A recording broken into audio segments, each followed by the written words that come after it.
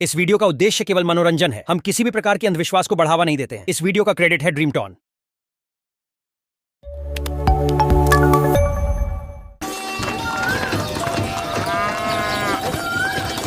पीतमगढ़ राज्य के राजा खड़क सिंह एक मजाकिया और डरपोक किस्म का इंसान था। इसी राज्य में रहने वाले पंडित ज्ञानचंद, जो पेशे से वैद्य थे, अपने कायर राजा के कारण शर्मिंदगी महसूस करते थे। ज्ञानचंद एक ऐसी दवा बनाने की खोज में लगे थे जिसे पीने के बाद आदमी फौलाद बन जाए और दुनिया की कोई ताकत उसे मार न सके।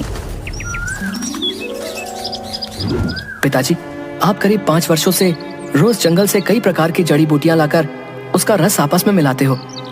आखिर ऐसी कौन सी दवा है जो इतने बरसों से भी अभी तक आप नहीं बना पाए? बेटा, मैं उस दवा की खोज में हूं जो एक इंसान को फौलाद बना दे।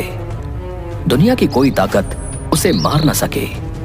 वो दुनिया का सबसे ताकतवर इंसान बन जाए। ना आग उसे जला पाएगी और ना पानी उसे डुबा पाएगा।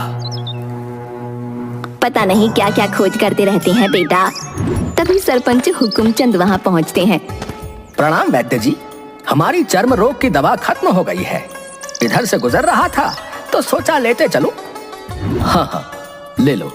10 खुराक और खा लो, फिर कभी भी चर्म रोग नहीं होगा। बेटा दीपू, अंदर से नीली वाली 10 पुड़िया लाकर सरपंच जी को दे दो। और सुनाइए सरपंच जी, देश दुनिया का हाल समाचार क्या चल रहा है? देश दुनिया की खबर तो ठीक ही है। अपने ही राज्य के हालात खराब हैं। पता नहीं क्या होने वाला है। क्यों? अब क्या हो गया अपने राज्य को? अरे, जिसका राजा ही डरपोक हो, उसकी प्रजा की क्या हालत होगी। सुना है कि डाकू चंपत सिंह सुरक्षा के बदले राजा से अब कर वसूली कर रहा है। अच्छा, ऐसा क्या? जिस राज्य में डाकू कर वसूलने लगे, उस राज्य में ज्यादा दिन रहना ठीक नहीं। हाँ, ठीक ही कह रहे हैं आप वैद्य जी। सीमावर्ती इलाकों के लोग दूसरे राज्यों में पलायन कर रहे हैं। उधर राजमहल में महाराज खड़क सिंह की जय हो। महाराज, हमें अपने राज्य की सुरक्षा के लिए कुछ करना चाहिए, नहीं तो पड़ोसी राज्य ताक में बैठे हैं कि कब धावा बोलकर प्रीतमगढ़ राज्य को अपने राज्य में मिला लें। चिंता मत कीजिए मंत्री जी। डाकू चंपत सिंह ने मुझे वचन दिया है कि अगर कोई भी राज्य हम पर हमला करता है तो वो अपने डाकुओं को उस राज्य के सैनिकों को खदेड़ देने का आदेश दे देगा और उस राज्य में तबाही मचा देगा।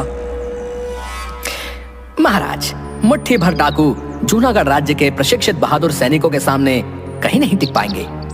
हमें जल्द से जल्द कोई दूसरा उपाय सोचना होगा, नहीं तो हमारा गुलाम बनना तय है। महाराज, हमारे सैनिकों में भी भय व्याप्त है।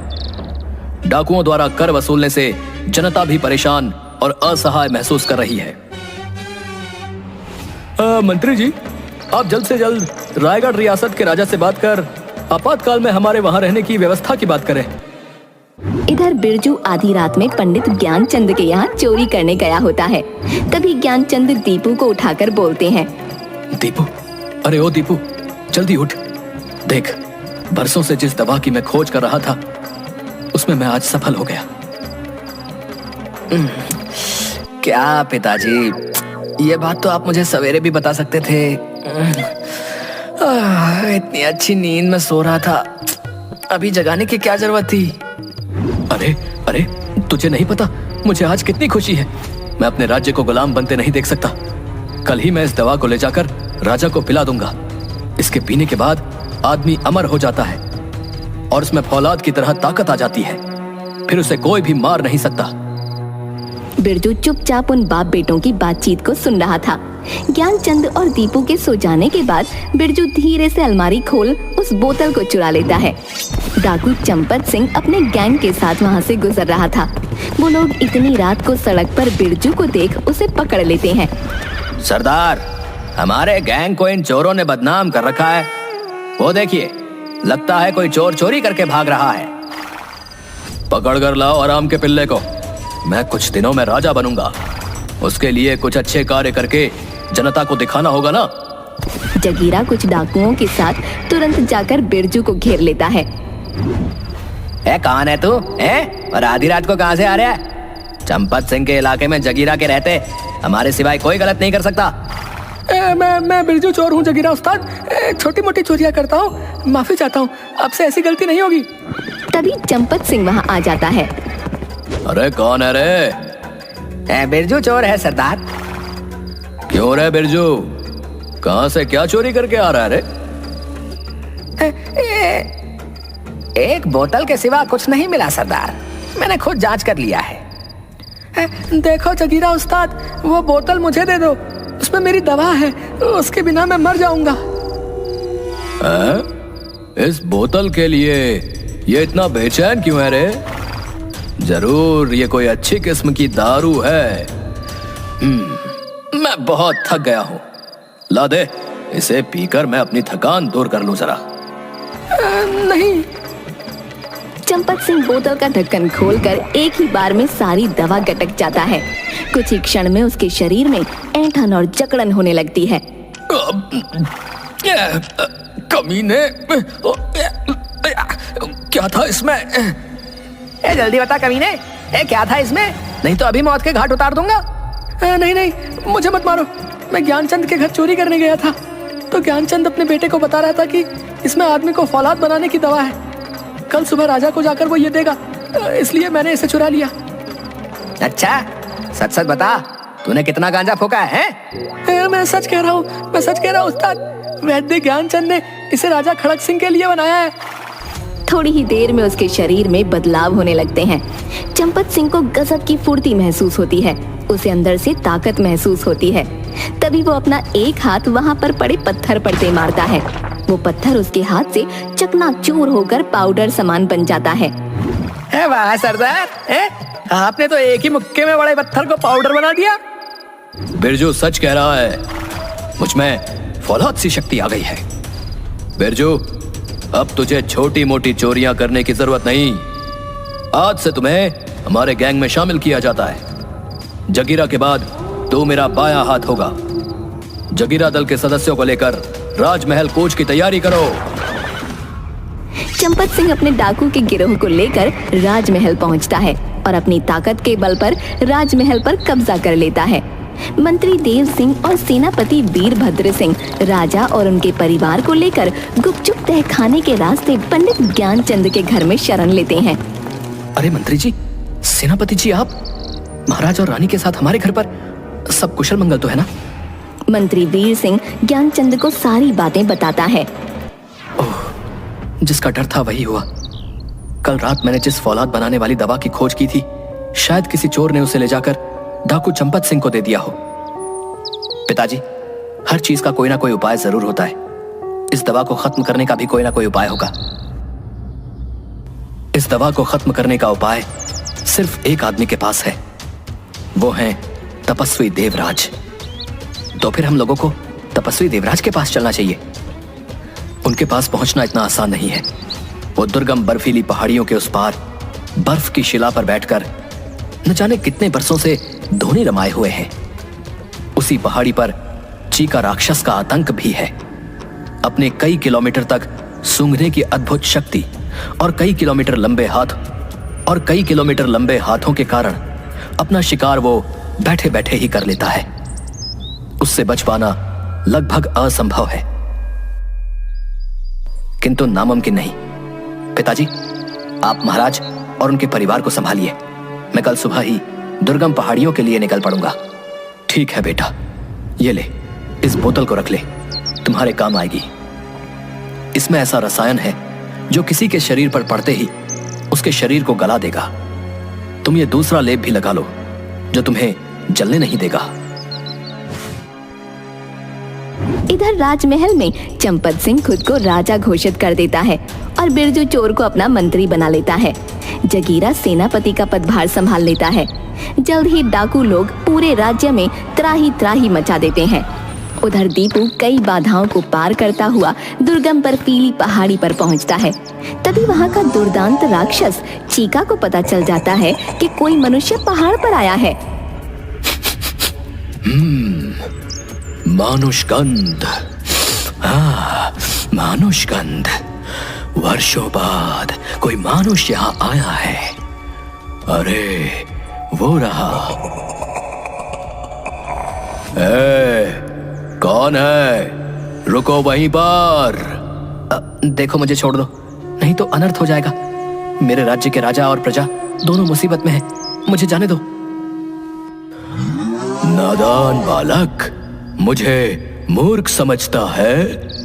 वर्षों बाद हाथ में आया मानव का मांस मैं यूं ही छोड़ दूं? शायद तुझे मेरे बारे में पता नहीं। दया नाम की कोई चीज नहीं मेरे पास। आजा, मैं तेरे नर्म मांस का मजा लूं। चीका दीपू को जकड़ लेता है। दीपू छटपटाने लगता है। देखो, मुझे छोड़ दो। सारे लोगों को डाकू चंपत सिंह से मुक्त कराकर मैं खुद तुम्हारे पास आ जाऊंगा।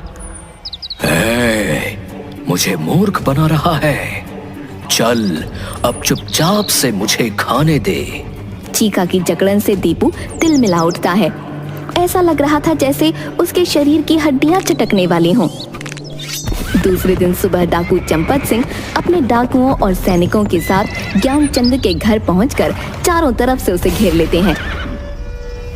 महाराज खड़क सिंह, हम जानते हैं कि आप मंत्री और सेनापति सहित पंडित ज्ञानचंद के घर में छुपे हो। जल्दी से सभी लोग बाहर आ जाओ, नहीं तो 3 गिनने के साथ ही पूरे घर को जलाकर राख कर दिया जाएगा। मंत्री जी, सेनापति जी, हमें बचा लीजिए। डाकू चंपत सिंह हमें मार डालेगा। महाराज, कूटनीति यही कहती है कि आदमी को अंतिम क्षणों तक आशा नहीं छोड़नी चाहिए। मंत्री जी बिल्कुल सही कह रहे हैं महाराज। हमें अभी यही करना चाहिए। हमें परिस्थितियों का सामना करना चाहिए।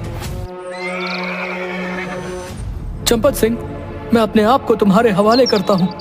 हमारे परिवार और पंडित जी के परिवार को छोड़ दो। ठीक है, वैसे भी हमें तुमसे मतलब है। जगीरा, इसे हिरासत में लेकर राजमहल ले चलो। लगता है ये दुष्ट राक्षस मुझे मारकर खा जाएगा। अब पिताजी के दिए हुए रसायन का प्रयोग करने का समय आ गया है। दीपू किसी तरह से बोतल का ढक्कन खोल चीका के हाथों पर उड़ेल देता है। तुरंत राक्षस का हाथ जलने लगता है। कुछ ही क्षण में आग की लपटें उसके पूरे शरीर को लपेटे में ले लेती हैं। दीपू उछलकर उसके पंजे से बाहर आ जाता है। ये तूने क्या कर डाला उद्दंड बालक? मेरा पूरा शरीर धधक रहा है। मैं मरा, मुझे बचाओ। कुछ ही पलों में चीका राख के ढेर में बदल जाता है। दीपू दुर्गम पहाड़ियों को लांघता तपस्वी देवराज के चरणों के पास जाकर बेहोश होकर गिर पड़ता है। तुम कौन हो बालक? और इन वीरान बर्फीले दुर्गम पर्वतों को पार कर यहाँ क्यों आए हो? मेरा नाम दीपू है। मैं प्रीतमगढ़ राज्य में रहने वाले पंडित ज्ञानचंद वैद्य का बेटा हूँ। आपसे अपने राज्य को बचाने के लिए सहायता मांगने आया हूँ। दीपू तपस्वी देवराज को सारी बातें बताता है। जो दवा तुम्हारे पिताजी ने बनाई है उसको मैं खत्म तो नहीं कर सकता, पर तुम्हें मैं इतनी शक्ति दे सकता हूं कि डाकू चंपत सिंह को उठाकर तुम अंतरिक्ष में फेंक सको। लेकिन इसके बाद तुम अपनी शक्ति का दुरुपयोग ना करो, इसलिए उसे फेंकते ही ये शक्ति वापस हमारे पास आ जाएगी। बस देवर्षि, हमें इतनी ही मदद चाहिए। ये डंडा ले जाओ। इसे घुमाते ही इससे तरंगें निकलेंगी। इससे निकलने वाली तरंगों से सामने के लोग मूर्छित होकर गिर जाएंगे। इस डंडे से अगर जोर से किसी पर प्रहार किया जाए तो वो व्यक्ति अंतरिक्ष में पहुंचकर आजीवन सौर मंडल का चक्कर काटते रहेगा। उधर चंपत सिंह राजा खड़क सिंह, मंत्री तथा सेनापति को हिरासत में लेकर राजमहल के लिए कूच करने ही वाला था। तभी वहां पर दीपू पहुंच जाता है। वहीं रुक जाओ जगीरा। तुम सब अगर अपनी खैर चाहते हो तो महाराज को छोड़ दो और तुम सब आत्मसमर्पण कर दो।